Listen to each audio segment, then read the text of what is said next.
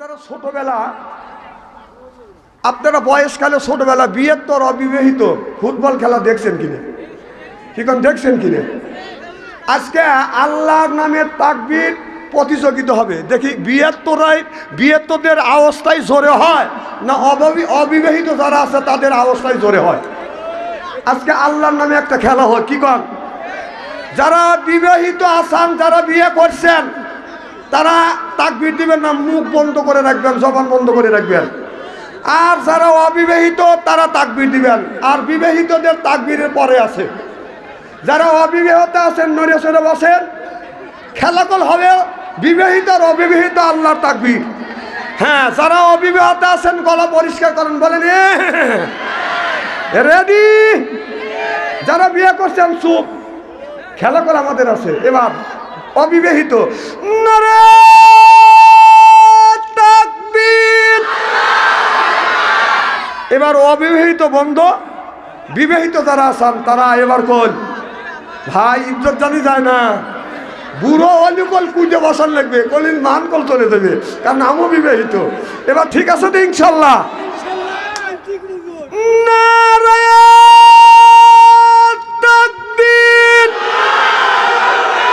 বিবাহিতরা জয়যুক্ত হয়েছে বিবাহিতরা জয়যুক্ত হয়েছে অবিবাহিতরা পারে বাবা তোমরা যে বাহাদুরি করো যে তোমরা দেশ স্বাধীন করবে কোন স্বাধীন করলে না কায়া করে না হন আমি কি করবো হন তাহলে তোমরা বিয়ে করো না না না আমি আর দেবো না না না না না ওয়াশ করা লাগবে আমার দেওয়া যাবে না তোমরা পারো নাই ভুলে গেছে দ্বিতীয়বার আর তোমাদের সাথে আমরা খেলবে চাই না কি কও বিবাহিত যারা আছেন কতক্ষণ না কে দ্বিতীয়বার তোমাদের সাথে খেলে আর আমরা আমাদের ইজ্জত আর হারাইতে চাই না তোমরা পারোই নেই আমি তো তোমাদের সুযোগ দিয়েছিলাম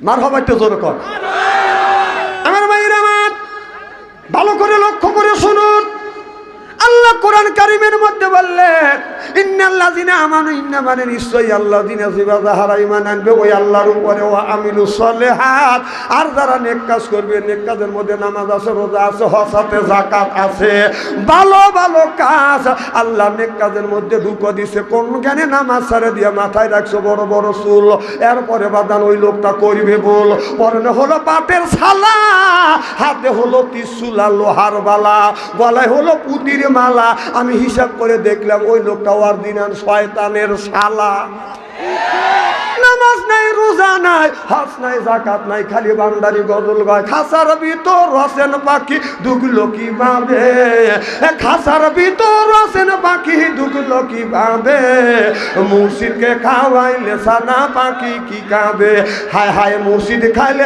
মা কোন সানা পাখির তো খাওয়া হইল না মুর্শিদকে খাওয়াইলে সানা পাখি কি খাবে পাখি গু খাবে তো তোর কি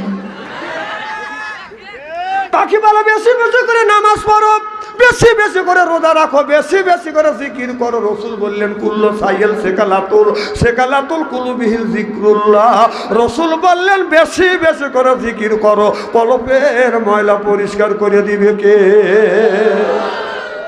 কাপড়ে যদি ময়লা মারে সাবান সোটা দিয়ে ধত করলে বাইরে এলে সেইটা বদন পরিষ্কার হয় শরীরে যদি ময়লা পড়ে সাবান দিয়ে দলম দিয়ে দত করলে সেইটা বদন পরিষ্কার হয় অন্তরের মধ্যে যদি ময়লা পড়ে আপনি কি দিয়ে পরিষ্কার করিবেন মনে বাবলা পাতার দাগ লেগেছে মনে বাবলা পাতার দাগ লেগেছে ধুইলে কি যায় সাবানে সাবানে মনের ময়লা মুজবে কেমনে খাটলো তো যায় না রে দুলে স্বভাব যায় না রে মলে শিকার গন্ধ যাবে কি ভাই সুসর গন্ধ যাবে কি ভাই গোলাপ জল দিলে মনের ময়লা মুজবে কেমনে নবী বলে কুল্লু সাইয়েল সেকালাতুল কুলুবিহিল জিক্রুল্লাহ বেশি বেশি করে জিকির করো কলবের ময়লা পরিষ্কার করে দিবে আল্লাহ আল্লাহ আল্লাহ মিকুনা শামসু কামা আল্লাহ আল্লাহ মিকুনা আরদু জামা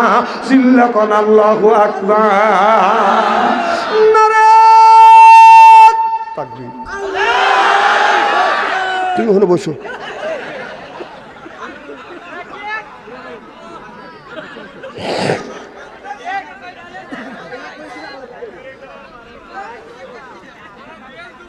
একল কমিটির লোক যে গলায় যে গিয়ে আছে অরিজিনাল সদস্য, ওরাই তো নিষ্পাপ বাবা। এদেরকে জান্নাতি মানুষ বলে ঘোষণা দেওয়া যায়, কারণ পাগল ছাগলের তো হিসেব নাই, ওরা তো বিনা হিসেবে জান্নাতি দেবে। সুবহানাল্লাহ কর। ওদের সাথে ভাজলেমি করে নাচ, ওর ওসিলে করে আজকে মাহফিল কবুল হবে। মার হবাই তো জনগণ। পাগল দেখলে হেলা মনে করেন না, কারণ তাদের হিসাব নাই। আপনি হিসাব করেন, আপনার হিসাব আপনার দিতে হবে কবরের মধ্যে, ওর হিসাব দিতে হবে না, কারণ ওর তো কিছুই নেই, কে বায়ান নাই। আল্লাহ বলে আল্লাহ মাহুল বায়ান।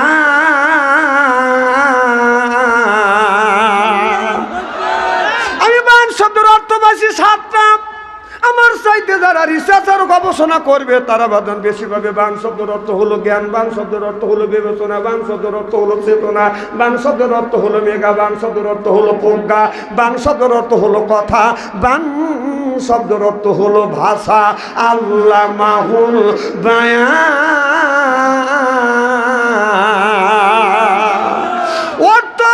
এখনই বাজার কোনো কিছুই নাই, যদি কথা কয় সকালবেলা কি বলছে, সন্ধ্যের সময় কি বলবে, কথা বাদান ঠিক থাকে না। যেরকম ঠিক কিনে বর্তমান আমাদের দেশের নেতার বক্তব্য আর এই পাগল মানুষের বক্তব্য এক।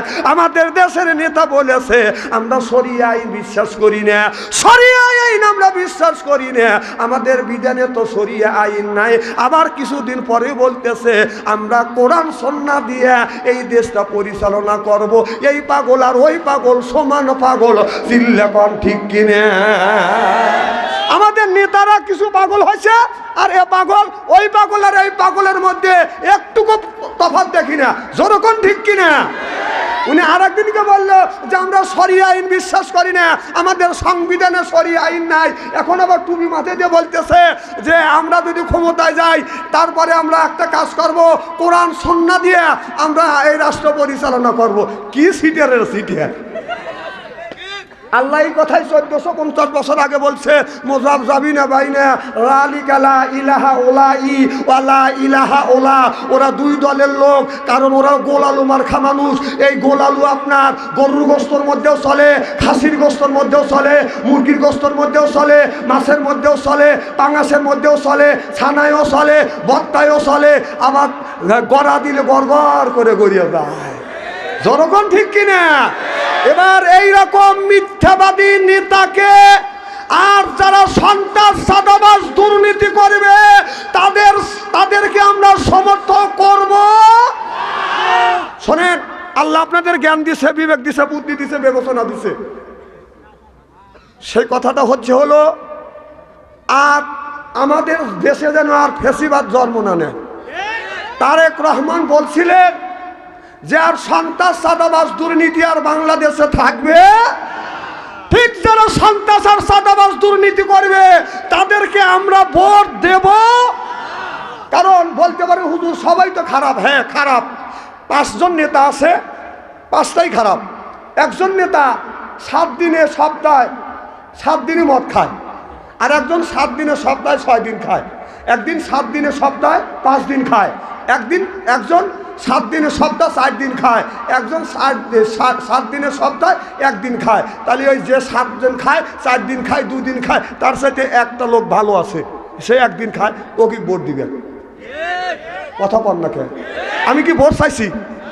আমার ভোট চাওয়ার দরকার নাই, জীবনে ইলেকশনও দাঁড়াবো না, অত ঠেকাও আমার পরে নাই। তবে আমি আপনাদের বাঁচানোর কথা বলতেছি। একটা লোক যদি সন্ত্রাস চাঁদাবাজ দুর্নীতি করে, আল্লাহর কসম মাহফিল সাক্ষী, ওই লোকটা সংসদে যায় যত অন্যায় আকাম কুকম পাপ করবে,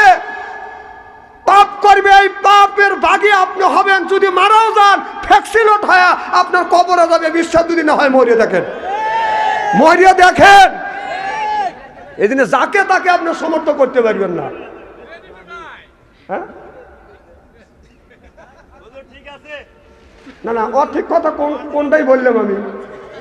আমি সব কোরআন হাদিস বর্তমান বাস্তবের সাথে মিলে কথা বলি, টেলটেলে ওয়াজ বাদশাহানি করে না। জাকারিয়া আলাইহিস সালাম গাছের মধ্যে ঢুকছে, এই ওয়াজ আমি জানি, এই ওয়াজ করে মানুষকে আল্লাহর রাস্তা আনা যাবে না, এটা অন্যায়, এটা করা যাবে না, এটা ন্যায়, এটা করতেই হবে। ন্যায়ের পক্ষে কথা বলতে গেলে জেল খাটা দরকার হলে জেল খাটবো, জরিমানা দেওয়ার দরকার হলে জরিমানা দিব, প্রয়োজন হলে ফাঁসির মঞ্চ উঠবো, বাতিলের সাথে আপোষ নাই। চিন্তা কর ঠিক কিনা?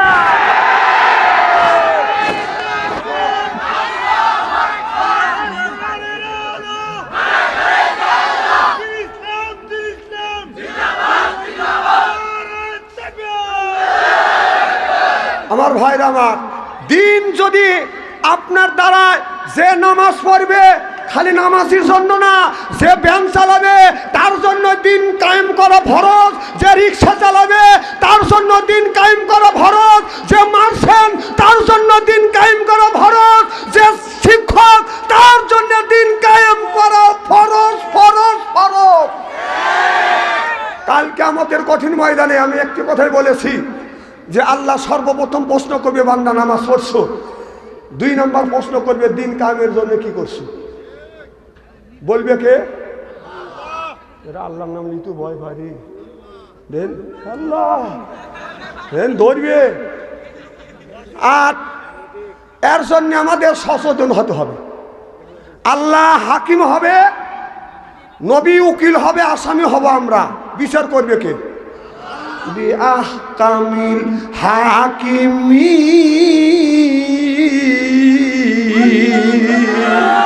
আল্লাহ উত্তম বিচারক হয়ে কিয়ামতের ময়দানে আল্লাহ আমার আপনার যখন বিচার করিয়া কাউরে বাদাম জান্নাতে দিবে, কাউরে জাহান্নামে দিবে, আল্লাহ বলবে, বান্দা আমি যে তোমাকে জান্নাতে দিলাম আমি কি নিজ বিচার করতে পেরেছি?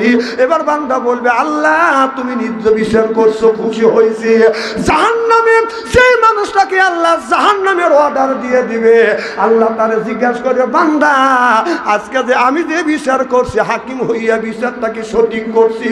জাহান্নামী ব্যক্তি বলবে, আল্লাহ তুমি যেই বিচার করেছো এই বিচারটা সঠিক হয়েছে। বিআহকামিল হাকিমি,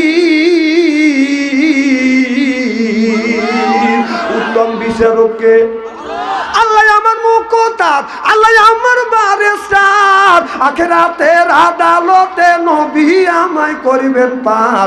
আমি পাপী নবী জাবিনদার, আমি পাপী নবী, আমি পাপী আর আমার নবী হবে বাদাম জাবিনদার। কিয়ামতের ময়দানে নেকি যদি কম হয় আল্লাহর নবী বাদাম সহযোগিতা করবে, এরপরে নবীর সহযোগিতায় আমরা আল্লাহর জান্নাতে যাব। সুবহানাল্লাহ। আল্লাহ বলবে, বন্ধু বিচার শুরু করো। বিচার শুরু করবে, আল্লাহ বিচার শুরু করবে না, হাসরের ময়দানে মানুষের হাউমাউ করে বাদাম কানবে, ইয়া নাফসি ইয়া নাফসি শুরু হয়ে যাবে। সব নবী রাসূলরা বলবে, আল্লাহ আমারে বাঁচাও। আমরা বলবো, আমারে বাঁচাও। একজন ব্যক্তি বলবে, আমার নবী, আপনার নবী বলবে, ইয়া উম্মতি বলবে। সুবহানাল্লাহ বললেন না? হাসরের ময়দানে কোটি কোটি মানুষ শুধু ইয়া নফসি করবে। কোটি কোটি মানুষ যখন ইয়া নফসি করবে তখন কি অবস্থা হবে? এটা কি বাদান বুঝতেছেন? এই মাটিতে তামারা জমিন হবে, পাও রাখলে বাদান পাটা পুড়ে যাবে, ফোসা পড়ে যাবে। আর সূর্য আধা অথবা 1 হাত আপনারা মাথার উপর থেকে বাদান কিরণ দিতে থাকবে। বেঈমান কাফেরদের মগজগুলো গলিয়া গলিয়া লাক কান দিয়া টাস টাস করে জমিনে পড়বে। আর বেঈমানদের জিহ্বাটা কুকুরের মতো বাদান ঝুলে বাদান নাভিস্থান পর্যন্ত আসবে। আর সারা ময়দান সারা হয়ে যাবে পানি আর পানি। কথাটা কি মগজের মধ্যে নিচ্ছেন? তো মগজের মধ্যে নেন, চিন্তা। হাসরে ময়দানে দেন কোটি কোটি মানুষ ইয়া নাফসি করবে, কেউ কারোর দিকে তাকাবে না। খুব খেয়াল, বানের মধ্যে ঢুকন। আর জীবনে চান্দে কোন আসতে পারি না পারি। হাসরে ময়দান শুরু হওয়া গেছে, মনে করেন আমরা হাসরে ময়দানে উঠে গেছি। আমার দিকে তাকা, আমার ভাইয়ের আমার। আল্লাহ বলবে, বন্ধুরে, আল্লাহ নবী বলবে, আল্লাহ বিচার করো। আল্লাহ কয় না, বিচার করব না, কারণ আমার বান্দার যে আমলনামা, আমি আল্লাহ আমলনামা যদি দেখি আমি আল্লাহ আমার রাগ হয়ে যাবে। এবার আল্লাহ নবী বলবে, আল্লাহ তোমার একটা বান্দার আমলনামা আমি তোমার কাছে দিলাম, যদি দয়া হয় তুমি দেখো, আর আমার কিছু বলার নাই। আল্লাহর কাছে এবার যেন ওই আমলনামা দিবে, আল্লাহ এক নজর তাকাইয়ে দেখবে, আহারে আমার বান্দার আমলনামা এত সুন্দর, চিল্লা কর আল্লাহু আকবার। ওই আমলনামাটা হচ্ছে হযরত আবু বকর সিদ্দিক রাদিয়াল্লাহু তাআলা আনহুর আমলনামা দেখে আমার আল্লাহর রাগ গোসা ঠান্ডা হয়।